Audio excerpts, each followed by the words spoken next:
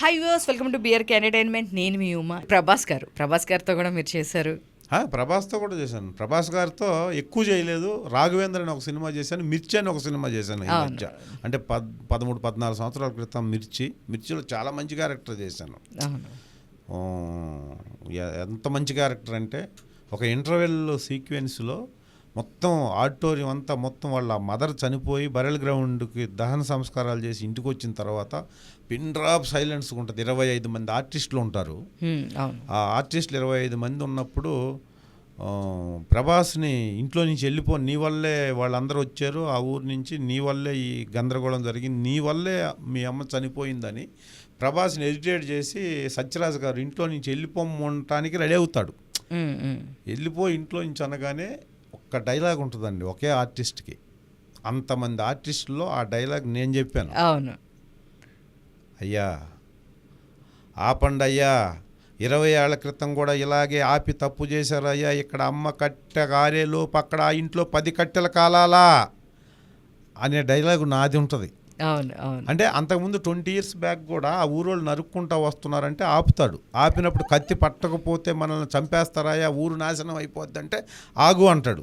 తర్వాత మళ్ళీ 20 సంవత్సరాల తర్వాత కూడా మేమేదో చెప్పబోతే ఆగు అంటాడు. ఈడు ఎమోషన్ అయిపోతాడు. ఎమోషన్ అయి చెప్పిన తర్వాత ప్రభాస్ని ఇంట్లో నుంచి బయటికి పంపిస్తారు. మేమంతా సాడ్ మూమెంట్తో అక్కడి నుంచి వెళ్ళిపోతాం. అది ఇంపార్టెంట్ సీన్ సినిమాలో.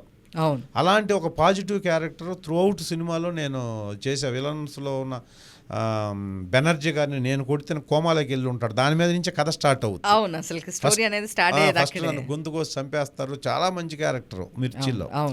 ఆ సినిమా చేసేటప్పుడు ప్రభాస్ గారితో నాకు ఒక మంచి ఇంటరాక్షన్ ఏంటంటే, ఒక సినిమా ఎవడు మా ఊరిని కాపాడుతాడు అనుకుంటే 6 అడుగులు ఆజానుబాహుడు వచ్చాడు, ఇక మాకు తిరుగులేదని చెప్పేసి ఒక డైలాగ్ ఉంటుంది వేరే ఆర్టిస్ట్ది.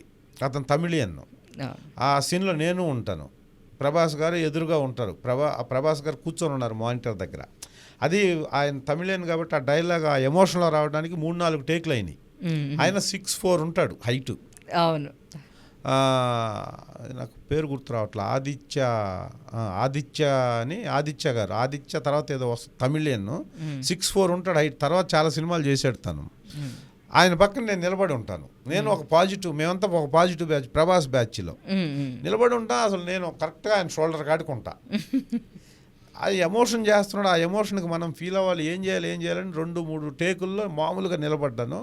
ఆ టేక్ ఓకే అయిన టేక్లో ఆ ఎమోషన్గా చెప్తున్నప్పుడు వచ్చాడు ఎవడు అనుకుంటుంటా 6 అడుగులు ఆజానుబాహుడు వచ్చాడు, ఇక మా అంటున్నప్పుడు నేను ఇలా అన్నాను. అన్నా ఇలా అంటే ఏం చేయలేక అలా అన్నాను. అదేదో వచ్చింది అప్పుడు. అది డైరెక్టర్ గారు కూడా చూడాల. అంటే డైరెక్టర్ ఏంటి ఆ ఎమోషన్ ఎలా ఉందో, ఆర్టిస్ట్ ఎమోషన్ ఎలా ఉందో చూస్తున్నాడు. ప్రభాస్ గారు మానిటర్ కాడ కూర్చొని అతను ఆ మాట అనగానే పక్కన అంటే ఇక తిరుగులేదు మాకు అనేదానికి పక్కన ఉన్న నేను కూడా ఒక ఎక్స్ప్రెషన్, అంటే మేసాలు ఇలా తిప్పడానికి వీలు కాక ఇలా అన్నాను. అది చూశాడు ప్రభాస్ గారు. చూసి అసలు ఆ డైలాగ్ ఎమోషన్కి పక్కన ఇతను అద్భుతంగా చేశాడు అని. అంతకుముందు చాలా కాంబినేషన్ చేశాం కదా.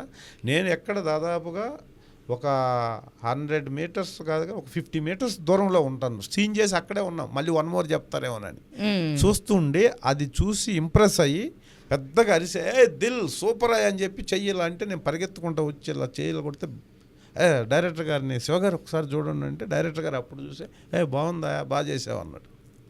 అంత పెద్ద హీరోకి మానిటర్ దగ్గర కూర్చొని అరవాల్సిన అవసరం లేదు. అప్పటికే సూపర్ స్టార్ కదా ఆయన. అవును అసలు అప్పుడు నాకు అసలు అంత చుట్టూ ఉన్న మా ఫ్రెండ్స్ ఆర్టిస్టులు 20 మంది ఉంటారు అక్కడ.